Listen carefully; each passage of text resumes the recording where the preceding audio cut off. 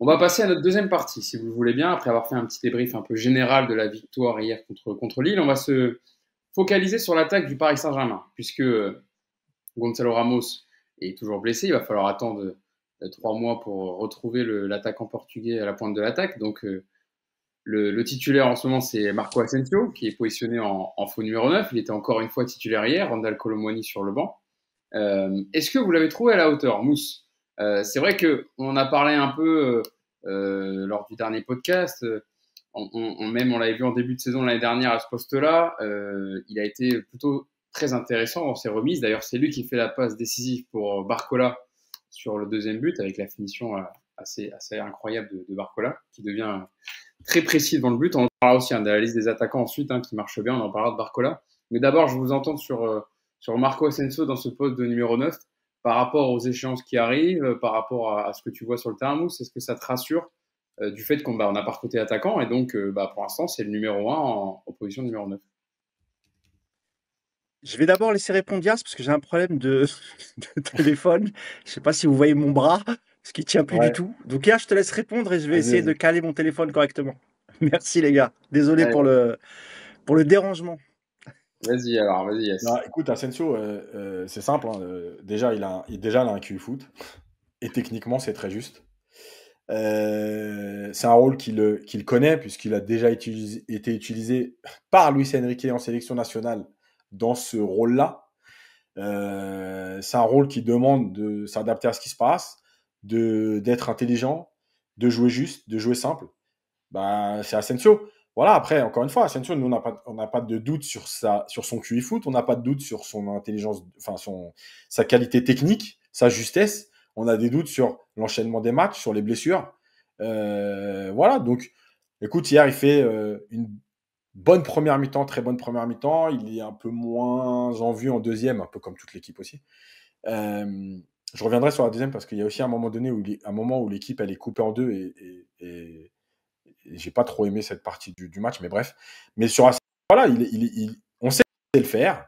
Moi, je le trouve plus intéressant qu'il joue côté, parce qu'aujourd'hui, je pense qu'avec toutes les blessures, etc., il n'a pas les jambes ni la percussion pour être ce joueur de côté.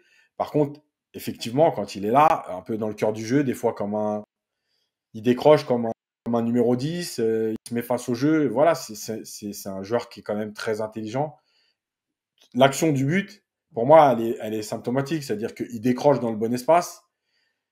Sa prise de balle, elle est parfaite pour se mettre dans le sens du jeu. Sa passe, elle est parfaite pour lancer Barcola. Bon, ben voilà, qu'est-ce que tu veux? Enfin, tu ne demandes pas grand-chose de plus. Il n'y a pas besoin d'éliminer 8 joueurs pour faire des bonnes choses. Lui, il n'a pas besoin. Il sait se placer, il sait jouer. Voilà, il fait une, ouais, une très bonne première mi-temps. Voilà. Après, je ne sais pas physiquement lui aussi s'il est un peu dans le dur, mais voilà. Il est sorti à je vais regarder il est sorti à la 70e, je crois. 70. 65e, e remplacé par Désiré Doué. Mousse, pareil, avant Il y a des d'évoquer gens un est-ce que ça coupe le son chez vous? Parce qu'on me dit que mon son, il coupe Oui, de temps en temps. ouais, ton son, je sais pas pourquoi, de temps en temps, ça te coupe des mots en fait, dans ta phrase. Donc, est-ce que t'as le micro de branché là? Ouais, ouais. Bon, c'est Je vais essayer bizarre. Mais sans, je vais essayer sans après. ça faisait déjà ça lors du podcast précédent, hein. C'est vrai que j'ai Ok. oublié de te le dire. On parle comme si Je on vais était en l'enlever, off. je vais voir, je vais essayer. Vas-y. Vas-y, vas-y. Mousse, Bah sur. lui, personne se moque de lui sur le chat en tout cas. Il n'y a que moi qui prends. Ouais, mais non, Personne se plaint du son d'Yacine. Et moi, je bouge si, un peu l'écran, je me fais tailler. non, là, tout le monde a dit ça coupe un peu, ça coupe parfois. Donc, tu vois, il se fait aussi reprendre par C'est la vrai, j'ai personne. entendu. Ouais, ouais, ça coupe, mais c'est pas méchant, honnêtement, c'est pas. Ouais, sur l'animation offensive, un peu, Mousse, par rapport à Asensio, Barcola à gauche, Dembélé à droite, comment t'as trouvé ça sur hier? Bah un peu comme le match précédent. Après, Asensio, c'est bizarre parce que parfois, tu as l'impression que tu le vois pas pendant quelques minutes. Je sais pas si ça vous fait ça. Enfin, je sais pas si Yacine, tu pourras rebondir dessus, mais tu as l'impression que, alors, je sais pas si c'est volontaire ou pas, mais déjà sur le but d'hier, le deuxième but de Barcola, pardon. euh, Effectivement, pardon, excusez-moi, hein, j'ai j'ai la bouche sèche. Non, le but de Barcola et la remise d'Asensio, elle est incroyable. Et en plus, Asensio, il y a combien de milieux sur lui quand il attire, je sais pas combien de joueurs, trois au minimum, ce qui laisse évidemment tout le loisir à Barcola de s'échapper sur le côté gauche. Mais c'est vrai que j'ai cette impression parfois avec Asensio, je sais pas, dis-moi Yas, que t'as l'impression que parfois il disparaît un peu dans le jeu. Il est très utile effectivement, parce qu'on l'a vu hier sur certains appels et sur la manière dont il participe au jeu offensif.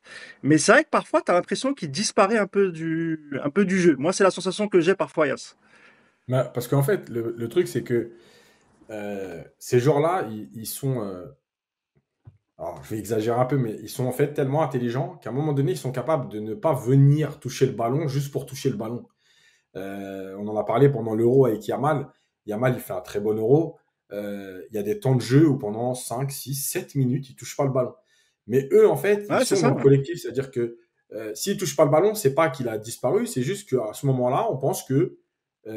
Enfin, lui, il pense que c'est pas le moment de venir amener de la densité, de venir décrocher, c'est pas le bon moment, c'est pas le bon tempo. Donc, on a l'impression qu'il disparaît, mais c'est ni physique ni rien, c'est par rapport au jeu. C'est pas le moment d'aller faire quelque chose. Et quand il le fera, bah, c'est parce qu'il se sera fait oublier, parce que c'est le bon moment, parce que voilà. Et c'est bien aussi parce que dans ce système-là, vu qu'ils sont beaucoup plus focalisés sur la vitesse de Barcola et Dembélé, bah, ça laisse aussi de l'espace à Asensio. Parce qu'on se Bah, dit, bien sûr. bon, c'est un faux neuf, il va décrocher, il n'y a pas besoin de faire un marquage individuel dessus, etc. Et au final, il arrive parfois à se faire un peu oublier. C'est peut-être pour ça aussi, Mousse, que parfois, bah, pendant plusieurs minutes, on ne le voit pas. Ouais, en tout cas, c'est l'impression que j'ai, moi. Ouais, ouais. Sauf que quand il touche le ballon, et ben il te fait la bonne remise. Il y a aussi Ah ouais. l'occasion qui termine sur une frappe de Dembélé en première période où il fait la talonnade là, directement vers Vitinha ou Ouais. João Mendes, je crois qu'il décale ensuite. Et voilà, il est tout seul, il a le temps de faire cette remise et pour écarter le jeu directement quoi, en une touche. Mais tu vois, ça vient aussi de En tout cas, il est la toujours impactant quand il joue en défense dans ce système-là avec Barcola et Dembélé. T'es sûr et certain qu'Asensio il fera partie d'un ou deux buts inscrits par le PSG. Mais c'est vrai que parfois dans le jeu, j'ai tendance moi à plus le voir, mais j'ai eu l'explication d'Yacine, donc ça me rassure. Pardon Yacine. Non, non, non, mais juste pour dire, c'est aussi, malheureusement, entre guillemets, euh, la folie des stats depuis 10 ans, c'est que on a l'impression qu'un joueur qui toucherait 45 ballons, c'est pas un bon match, quoi. On a besoin d'avoir des mecs qui touchent 85 ballons. Mais moi, s'il touche 22 ballons et qu'il en bonifie 21, ça me dérange pas, quoi. Il y a un commentaire là, avant de reparler un peu des attaquants, le bilan, qui nous dit faudrait peut-être un peu tempérer les ardeurs. On doit à Donnarumma notre relative tranquillité en début de saison. Il sort lors de chaque rencontre les deux arrêts qui nous permettent de rester devant. Est-ce que vous partagez ce constat ou pas? Mais rassure-moi, Donnarumma, il est bien gardien de but, il est quand même payé à faire ça, ou c'est juste qu'on veut qu'il fasse rien du tout? Non, mais c'est pour savoir. Non, mais c'est une question. Non, mais sinon, parce qu'à ce moment, il n'y a pas de gardien et on met un joueur de champ. Si on demandera au gardien, bah, les gars ne déconnez pas. Dans tous les matchs, même Liverpool et tout, il y a toujours le moment où c'est pas une équipe qui concède zéro occasion, etc. Alors effectivement, c'est peut-être un peu plus spectaculaire sur Donnarumma parce qu'en plus c'est souvent des arrêts sur sa ligne parce qu'il sort pas.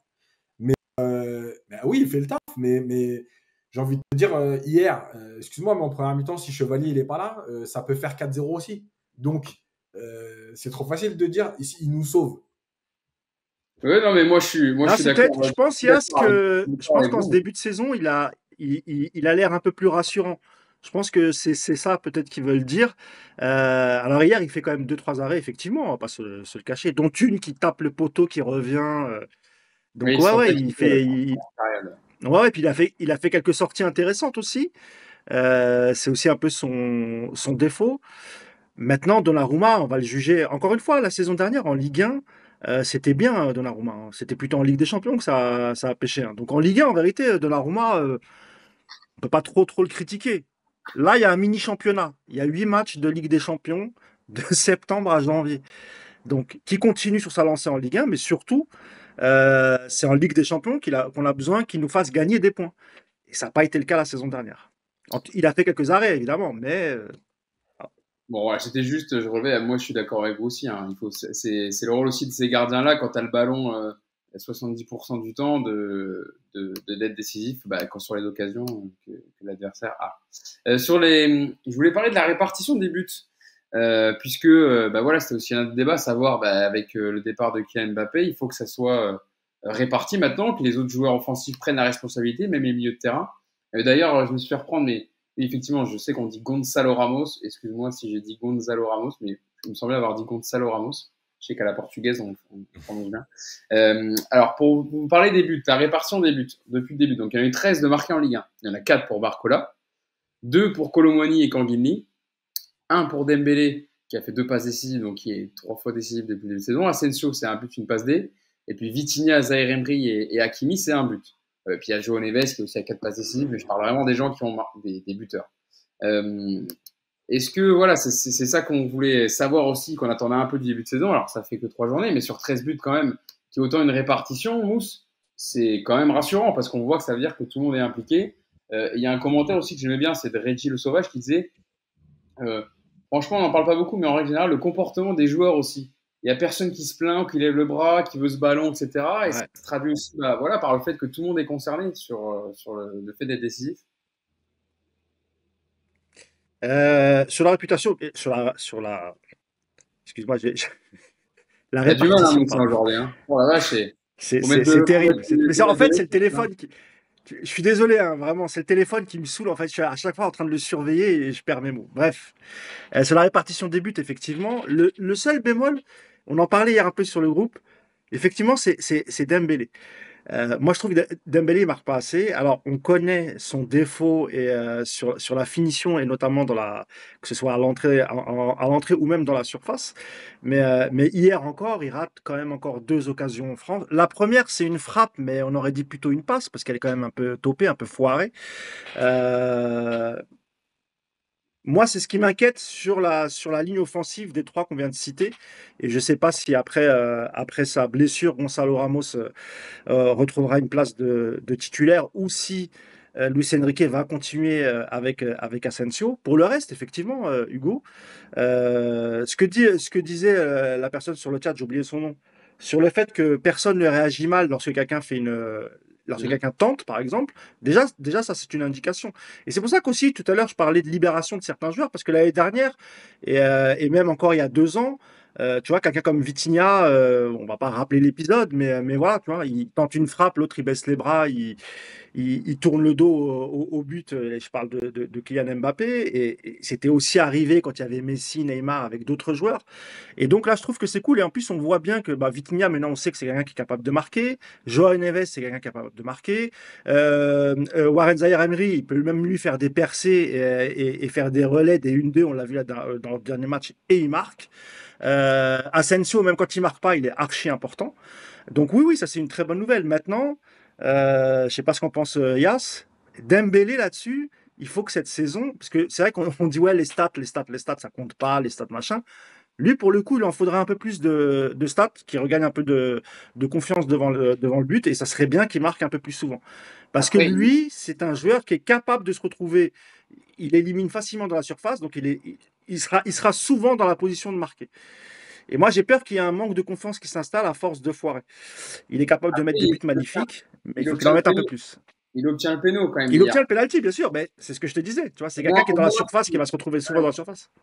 au moins que s'il est pas décisif, qu'il provoque ce genre de choses, parce que c'est ce qu'on attend. Mais ça, c'est une Bien question sûr, ah récurrente. oui, évidemment. C'est une question récurrente, hein, Yacine, on l'a souvent posé, mais avant de t'entendre sur Dembélé, aussi sur le comportement des joueurs offensifs. C'est vrai que, tu vois, il s'est relevé sur le chat, donc ça veut dire que c'est vu par beaucoup de monde, mais quand il y en a un qui tente sa chance, qui va tout seul, ou qui peut-être parfois privilégie les solutions individuelles, bon, c'est pas trop le cas en plus parce que c'est le collectif.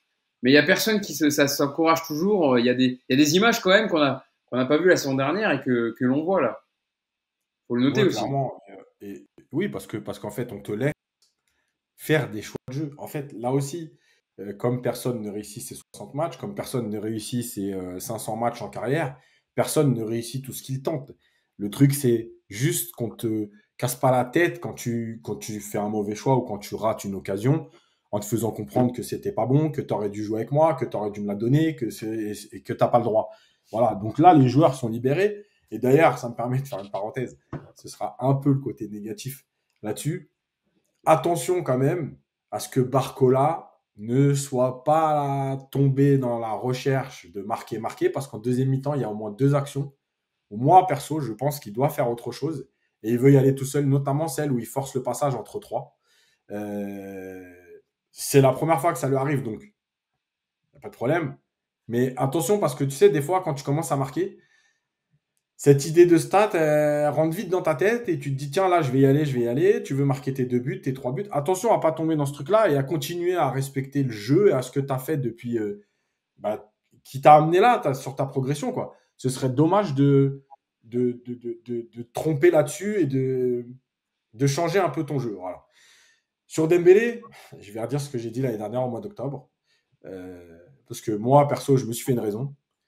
Bon, quand vous voyez sa frappe, par exemple, pied gauche, je vous le dis tout de suite, il marquera jamais 12 buts dans une saison. Et quand je dis 12, pour moi, c'est pas un gros score.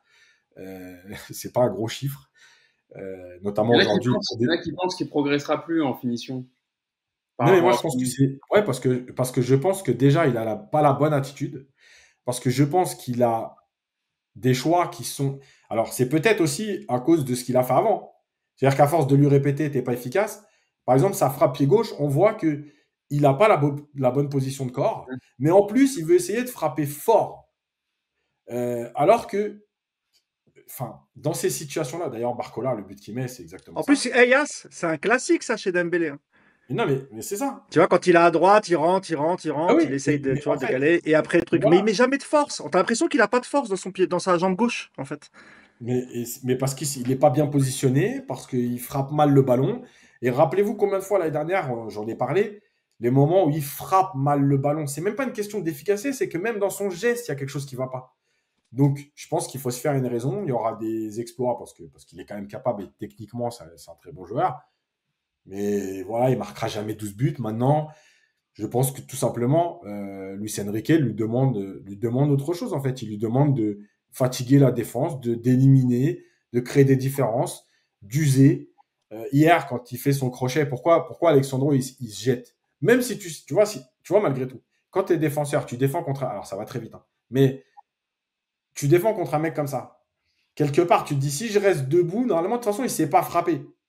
Mais il a une telle facilité à éliminer que sur son crochet, Alexandro est obligé de tout arracher. Et d'ailleurs, tu as vu comment il s'en veut? C'est la première fois que je vois ça. Comment il s'en veut, Alexandro, parce qu'il dit putain, limite, je savais qu'il allait me la faire. Ah oui. Donc, en fait, c'est tout ça. Voilà, maintenant faut se faire une raison, quoi. De toute façon, il a 28 ans ou il va avoir 28 ans. Bon, il progressera plus. Après, en fait, lui, ce qui va se passer, c'est que il y aura peut-être comme en deuxième partie de saison dernière où, bah, avec un peu de confiance, oui, il va enchaîner 3-4 buts, mais il finira jamais à 15 ou à 16. Et je réponds à quelqu'un en même temps sur Apollon là, qui me dit, pour contredire un peu Yacine, quand tu marques, tu es plus en confiance. Donc, je trouve normal que Barcola se permette de tenter ce genre de choses. Alors, j'ai pas dit qu'il n'avait pas le droit de tenter, j'ai dit qu'il n'avait pas. Enfin, ça me dérange quand il force les choses. Parce que ce qui a fait sa force, justement, c'est de ne pas abuser, c'est de respecter le jeu et d'être plutôt juste dans ce qu'il fait, même s'il y a des erreurs et du déchet. Ce que j'ai dit, c'est attention à pas tomber dans l'excès de je suis en pleine confiance, donc maintenant, sur 5 situations, je vais tenter 3 frappes, même quand sur 2, je suis enfermé, mais je veux faire gonfler mes stats. C'est tout ce que j'ai dit. Et c'est sur un match. Attention, c'est tout. Après, il y a sur Barcola, ça dépend à quel moment du match il a fait ça. Alors, si c'est plus. Je sais pas de quelle action tu parles. Hein. Parce que Barcola, malgré tout. Deuxième mi-temps, ok. Donc, il y a déjà 2-0. Et Barcola, malgré tout, je trouve quand même c'est quand même un joueur qui est très, très altruiste malgré tout. Alors c'est vrai, c'est un jeune joueur, il veut marquer, je suis d'accord avec toi, Yass, hein. Pas de souci. Mais je pense que si vraiment il tombe dans ces travers-là, je pense que Luis Enrique lui dira et il sera même capable de le laisser, tu vois, une première mi-temps sur le banc pour lui montrer le fait qu'il soit pas d'accord. Tu vois. Je suis d'accord. Pour l'instant, je pense que voilà. Je le souligne parce il a ce côté où il aime aussi passer, il aime aussi faire des offrandes. Et je pense, évidemment, comme toi, il y a un côté, une petite voix dans sa tête qui lui dit ouais, mais tu peux en mettre 2, tu peux mettre un triplé. Et peut-être lui aussi, il vise aussi le record d'Mbappé. C'est possible, hein, et c'est tout à fait normal. Hein, il faut se mettre des objectifs. C'est exactement ce qu'il faut pas. Justement. Attends, t'es pas d'accord? Ah non. S'il tombe dans ce truc-là, je vous promets qu'on va le perdre. Le record d'Mbappé, en fait, on s'en fout. Il n'y a pas à viser. Ah, mais pas forcément aller le chercher de manière individuelle, Yacine. Attention, je suis d'accord. Hein. Évidemment que s'il force le jeu et qu'il va absolument mettre plus de 35 buts juste pour mettre plus de 35 buts, on est d'accord. Hein. Moi, je trouve qu'il peut atteindre ça tout en gardant son côté altruiste et tout en respectant le jeu. C'est là Bah, qu'on va voir le. Tu vois, non, mais c'est là qu'on justement, verra le truc, Yas. mais moi, c'est ça ma réflexion. C'est que s'il continue à être comme il est, son côté respect du jeu, etc., il va faire du chiffre. S'il commence à se dire, ah, cette année, je peux peut-être atteindre les 30 buts, je vais aller les chercher, il va tomber dans le mauvais truc. C'est ça que je veux dire, c'est tout. Mais bien sûr que s'il respecte le jeu, il est capable d'aller chercher quelque chose. Il nous reste 20 minutes pour parler Mercato et de la Ligue des Champions. Avant de passer sur le Mercato, un petit mot quand même, parce qu'il y a eu beaucoup de commentaires dessus, sur la rentrée de Désiré Doué et aussi sur Kolo Muani qui rentre et qui marque. Et d'ailleurs, il y a Dima Kazaoui qui nous dit faut souligner aussi l'état d'esprit d'Arandal Kolo Muani qui ne lâche pas l'affaire et qui baisse pas les bras, etc. C'est bien. Votre avis Moi, je voulais en parler justement de. la rentrée des deux joueurs? Sur Kolo Muani, donc Alors, hier, il a 15 minutes, je crois. 15, un peu plus de 15 minutes de jeu, peut-être 20 avec les arrêts de jeu, je crois. Et moi, j'ai tout de suite remarqué à son entrée. Ouais, il rentre à la 74e. Il a un peu plus d'un quart d'heure. 74e. Donc, tu vois, avec les arrêts de jeu, on est à 20 minutes. Mais c'est vrai que dès qu'il rentre, tu remarques son côté combatif. Tu as l'impression qu'il y a un truc qui a un petit peu changé. Et que moi, d'abord, j'étais content de son but. Une détente incroyable avec le numéro 23 dans le dos, ça s'invente pas. Franchement. S'il continue comme ça, franchement, moi je pense que Luis Enrique, il peut lui donner un peu plus de temps de jeu. Parce que hier, vraiment, il s'est bagarré sur des ballons, au milieu de terrain, dans la surface, etc. Il a essayé de faire les choses. Son but est très bien.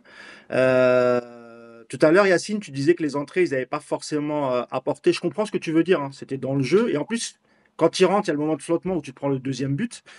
Donc oui, je comprends. Mais sur Barcola, en tout cas, sur Kolo Muani, pardon. Le deuxième but refusé, tu veux dire. Ce que tu dis sur le deuxième but. Ouais, non, sur le but de Zagrova. Oui, donc c'est le premier but, pas le deuxième. Il n'y a pas de deuxième. Le premier, oui, pardon, j'ai dit ça. Pardon, mais je pensais que tu parlais du but que refusé à Thiago Santos. C'est pour ça, là c'est non. moins bien pour Paris aussi. Non, c'est pas celui-là. Non, c'est pas celui-là. Mais en tout cas, ouais, sur Kolo Muani, hier, un très très bon état d'esprit. Tu as des mecs qui auraient pu bouder parce que ils n'ont pas assez de jeu, ils sont pas titulaires. Il s'est battu. Il veut prouver au coach qu'il a tort de ne pas lui faire confiance. Et c'est une bonne chose. Désiré Doué, il faut attendre encore un peu avant de se prononcer parce que hier, évidemment, l'action elle est très belle. Hein. Il se bat pour récupérer un ballon, il fait la passe décisive. Mais c'est difficile, c'est difficile de le juger, ce type de joueur, sur 15-20 minutes. C'est un peu plus compliqué. Alors, je vois des réactions et je lance après Yacine dessus. Sur Kolo Muani, c'est un peu distinct. Il y en a qui dit Supreme King, il dit Ronald Kolo Muani nul mais volontaire. John Wayne qui dit ce but va lui faire du bien. Radil Sauvage qui dit pour le coup, je l'ai trouvé assez vaillant, même s'il a raté énormément de choses simples. Et puis il y en a même qui disaient ça fait plaisir parce qu'on l'a vu célébrer son but alors que ça faisait longtemps qu'on le voyait souvent le visage terne quand il rentrait, etc. Moi, je vais pas mentir. Hein. On parle sur le message, sur le groupe WhatsApp. Ça rentrait avant qu'il marque. J'ai pas envie de. Ok, il a marqué tout le troisième. Et je la trouve horrible, ça rentrait. Hein. Il perd des ballons hyper faciles sur le côté. Alors, c'est vrai que Paris n'est pas dans un bon moment à ce moment-là et que c'est lui qui pousse. Il est un peu éloigné. Enfin, Paris est plutôt à défendre qu'à attaquer. Et franchement, il y a des ballons, ils sont hyper simples, juste des remises et tout. Bon, de toute façon, on changera mais pareil, hein, il va pas progresser. Je trouve que tu es dur, Hugo, parce que c'est un joueur qui ce que tu décris là, c'est exactement les lacunes d'un joueur qui est en manque de confiance, en fait, tu vois. Et moi, je trouve que dans l'état d'esprit, ce qu'il a montré, moi, je trouve que c'est plutôt encourageant. Et encore une fois, c'est pas facile, tu vois. Tu rentres, t'as pas beaucoup de jeu, t'as pas la confiance de ton coach. Ouais, c'est compliqué pour Kolo Muani.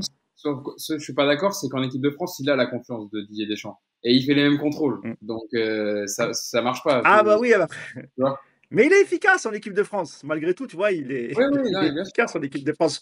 Plus qu'au PSG, d'ailleurs. Bien sûr, mais je veux dire, les buts, c'est quelque chose. Il en mettra toujours, Kolo Muani. Parce qu'il est déjà à 2 sur le début de saison, alors qu'il part pas un peu d'un titulaire. Avec un penalty, hein. Ouais, avec un penalty. Mais c'est plus sur l'apport technique où je préférerais, moi, 5 milliards de fois un Asensio en fond.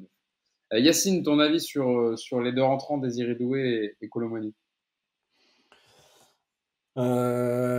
C'était pas terrible. Ok, Kolo Muani a de la volonté, tout ça. Maintenant, si on se contente, moi je veux bien, hein, mais on a se contenter d'un mec qui se bat alors il est avant-centre. Bon, ok, super. Comme on demande quand même autre chose à un avant-centre de niveau Ligue des Champions. Sinon, à ce moment-là, Encore une fois, hein, je vais prendre un minibus, je vais faire le tour de l'Île-de-France, des mecs qui savent courir et tacler, qui vont se taper sur le terrain en touchant 3 millions d'euros par mois. Moi, je vais vous en trouver un paquet, hein, vous allez voir. Il n'y aura même pas besoin de leur donner 3 millions par mois. Donc, on va quand même pas se contenter de ça. Tu peux sortir ta phrase favorite, Yass. Je fais la rue, là, j'en trouve 10, des Ah oui, colomonies. Il adore me dire ça, Yacine. ah oui. Quand on est ensemble, qu'on va manger, qu'on boit un coup, qu'on parle de certains joueurs, il me dit, des colomonies, enfin, pas colomonies, forcément, il me dit, mais j'en trouve 10 dans la rue. Voilà. Non, mais ce que je veux dire, c'est que si on se de ça, il s'est battu et tout. Bon, quand même, les gars, c'est un minimum. Après, effectivement, je vais parler de Doué après, et il y a peut-être une différence. Il y a quelqu'un qui a dit dans le chat, son but va lui faire du bien. Je rappelle quand même que Colomani, il a 0 but. Hein. Et à chaque but, on s'est dit, ça va lui faire du bien, et finalement, ça lui a rien fait. Donc ça, je sais pas. Maintenant, son but, il fait du bien à l'équipe à ce moment-là, parce que malgré tout, d'ailleurs, bon, il y a le but de David qui est hors jeu, mais tu vois, tu n'étais pas non plus hyper serein à ce moment-là du match. D'ailleurs, encore une fois, on va pas en reparler 2 heures, mais les coups de pied arrêtés, je crois que cette saison, il faut s'apprêter à souffrir parce que ça va être compliqué. Défensif, je parle. Maintenant, effectivement, il y a un truc positif sur Colomani, c'est qu'il avait l'air heureux, alors que même l'année dernière, quand il marquait, il n'avait pas forcément l'air heureux. Ça, c'est vrai. Je pense, alors j'ai pas vérifié, il faudrait peut-être vérifier, mais l'année dernière, sur ses buts, je pense qu'il y a beaucoup de buts qui sont marqués quand il entre en jeu. Donc c'est peut-être aussi... en fait, comme il est un peu en dessous des autres, peut-être que le fait de profiter de la fatigue de l'équipe adverse, etc., c'est mieux pour lui d'entrer en jeu, tu vois. C'est peut-être une piste à creuser. Maintenant, voilà. Après, sur Doué, bon, passe D, qui te permet de mener 3-1 et de souffler en fin de match. Et avant ça, récupérer le ballon. Voilà, avant ça et avant de... Et ça ne changera pas mon jugement sur le contenu de ces 20 minutes. Non, mais c'est horrible. Ouais, je rigole parce que je sais déjà ce qu'il va dire, Yacine. Ah oui, mais c'est horrible. Il propose rien. Je l'ai regardé à un moment donné pendant 5 minutes. Il est caché tout là-haut. Introuvable, intouchable. Il fait pas vraiment d'efforts. Quand il a le ballon, il tente des choses un peu individuelles. Moi, je suis désolé, c'est pas le bon comportement. Alors après, il y a besoin de temps pour comprendre sûrement ce que lui demande Luis Enrique, parce qu'il vient d'arriver. J'espère, je le dis d'avance comme ça, j'espère qu'il va pas vouloir se prendre pour Neymar, à faire des différences que individuelles, à montrer que c'est un joueur technique et tout. D'accord? On n'a rien à foutre des highlights. Moi, je préfère te dire, si tu as envie de faire des highlights, reste à Rennes, fais-toi plaisir, fais des petits ponts et tout. Mais nous, on n'en a rien à foutre des highlights. Des highlights, on en a eu pendant 5 ans, ça n'a rien donné. Donc, à un moment donné, tu rentres dans le truc. Si c'est aller chercher ton premier but ou ton premier truc parce que tu as besoin de ça pour te libérer, arrêtez de courir après ça, encore une fois. Maintenant, à sa décharge, il est entré en jeu. Je pense, moi, de toute façon, il passe quand même de Julien Stéphan à Luis Enrique. Bon, en termes de principe de jeu et de ce qu'on te demande, je pense qu'il doit y avoir un gouffre abyssal. Donc, il va lui falloir quand même du temps pour digérer et comprendre. Donc, ça, c'est clair. C'est pas encore une fois, hein, c'est pas un jugement définitif. Je suis pas en train de dire que il va être nul. Je pense qu'il y a des comportements qu'il va devoir changer, notamment sur le plan individuel. Après, de toute façon, globalement, à ce moment-là, je pense qu'il y a un PSG qui est coupé en deux quand il y a les changements. Et tu vois, tout à l'heure, quelqu'un disait, faut être un peu, gentil, on va dire. J'ai oublié le mot.